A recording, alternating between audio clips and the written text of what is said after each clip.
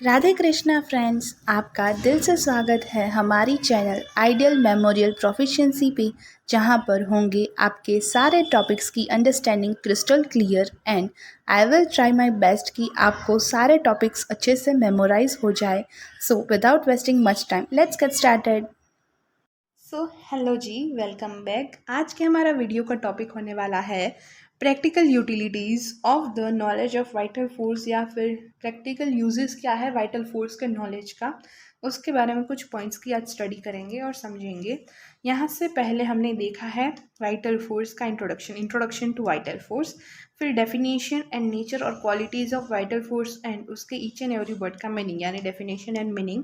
Then vital force in health, vital force in disease and vital force in cure, तीन separate videos. और fourth video में हमने किया है तीनों का रिविजन, जिसमें है vital force in health, vital force in disease and vital force in cure.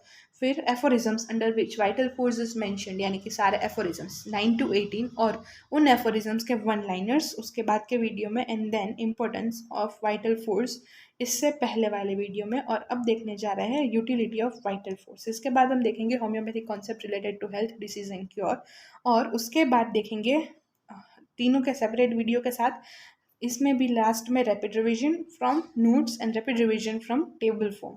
तो सब वाइटल फोर्स पूरा का पूरा एक प्लेलिस्ट है हमारे चैनल पे अवेलेबल। पूरी प्लेलिस्ट को आप देखने के बाद आप वाइटल फोर्स से रिलेटेड 60 to 80% आपके सारे डाउट्स जो है हो सकता है क्लियर हो जाए, because I am trying my best कि I give you the best explanation I have. फिर भी अगर कहीं पर चूक रह जाती है then I will be sorry for that. And अगर आपके कोई भी सजेशंस हो regarding the explanation, regarding video making, कुछ भी, तो you can definitely give suggestions और your point of view comment box में। So without wasting much time और यहाँ वहाँ की बातें छोड़कर मेन टॉपिक पे आते हैं, practical utilities of the knowledge of vital force.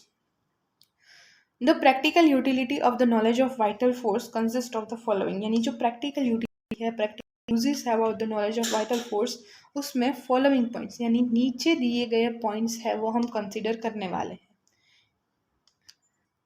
First point is it helps in perceiving the dynamic nature of life, its action and reaction, यानी कि ये समझने के लिए, ये परसीव करने के लिए कि डायनामिक नेचर क्या है लाइफ का और उसके क्या एक्शंस और रिएक्शंस है, उसके वो हमारी प्रैक्टिकल यूटिलिटीज़ में आता है। कि वाइटल फोर्स की अगर थियरी के बारे में हमें पता है तो हम हमारी लाइफ के जो एक्शंस रिएक्शंस है उसको परसीव कर सकते हैं, समझ सकते हैं।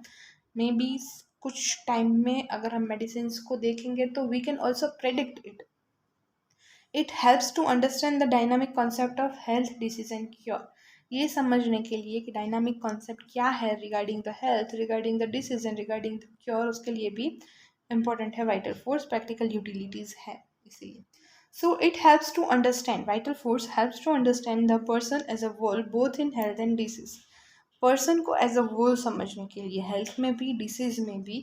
और होलिस्टिक कॉन्सेप्ट क्या है मैन का, हमारे इंसानों का होलिस्टिक कॉन्सेप्ट, इंटीग्रलिस्टिक कॉन्सेप्ट क्या है, वो समझने के लिए वाइटल फोर्स है वो इम्पोर्टेंट है। It helps in individualisation of each person from other, यानी कैसे हम ईच पर्सन को इंडिविजुअलाइज कर सकते हैं, एक पर्सन से दूसरे पर्सन को अलग करके इंडिविजुअलाइज, कैटेगराइज करके, हम कैरेक्टराइज करके उसको पिक्यूलर सिम्टम्स के बेस पर कैसे डिफ्रेंशिएट कर सकते हैं इंडिविजुअलाइज करके उस वो, it is used in that way.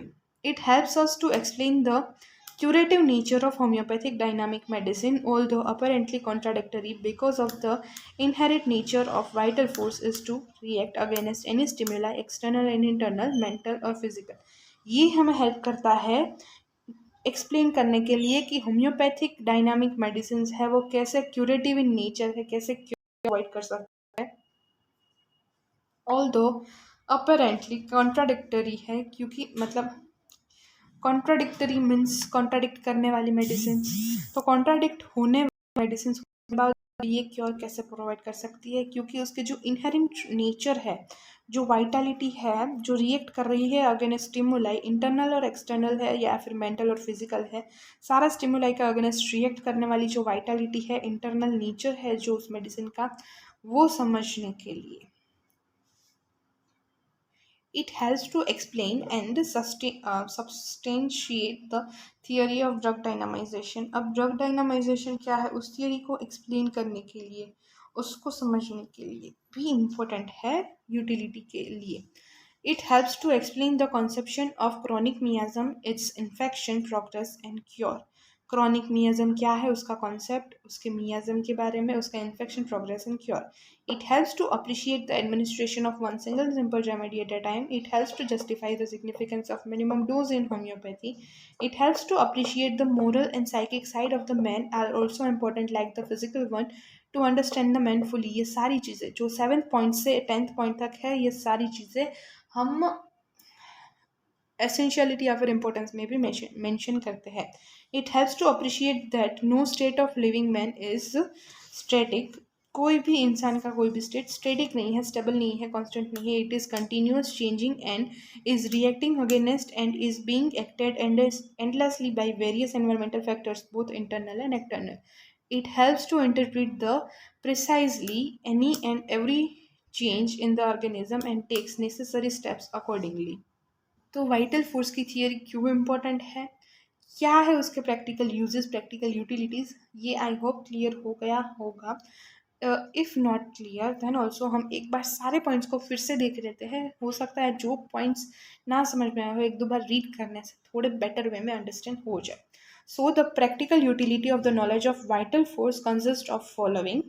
The practical utility of the knowledge of vital force consists of the following.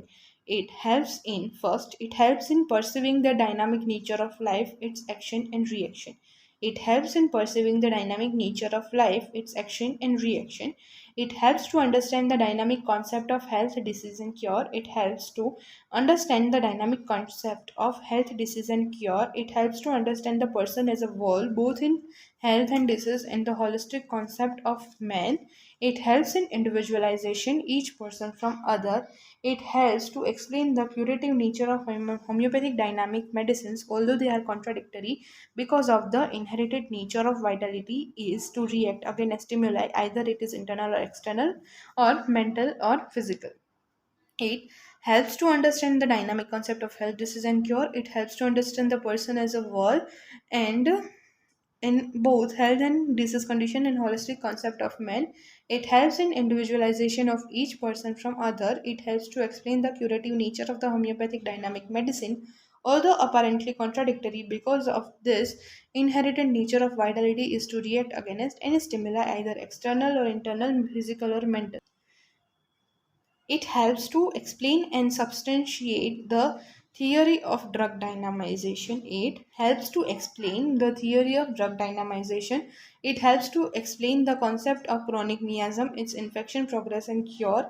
It helps to appreciate the administration of one single simple remedy. It helps to justify the significance of using minimum dose in homeopathy. It helps to appreciate the moral psychic side of men are also important like physical one to understand the man fully. It helps to explain and understand the theory of drug dynamization. It helps to explain the concept of chronic miasm, its infection and progress in cure. It helps to appreciate the administration of single simple remedy at a time. It helps to justify the significance of using minimum dose in homeopathy. It helps to appreciate the moral and psychic side of men are also important like the physical one to understand the man fully. It helps to appreciate that no state of living man is static. It is continuous changing and it's reacting against and is being acted endlessly by various environmental factors, both internal and external. It helps to appreciate that no state of living man is static. It is continuously changing and it is reacting against that in is being acted upon endlessly by various environmental factors and with internal and external. It both internal and external. It helps to interpret precisely any and every change of the organism takes necessary steps accordingly and takes necessary steps accordingly. It helps to interpret precisely any and every change in the organism and takes necessary steps accordingly. It helps to interpret the precisely any and it helps to interpret precisely any and every change in the organism and takes necessary steps accordingly. So thanks for watching this video now. Thank you so much guys for watching this video till now. और अगर आपको ये video थोड़ा सा भी helpful लगा हो, आपको ये वीडियो अच्छा लगा हो, then please like the video, share the video and subscribe to my channel. Thank you.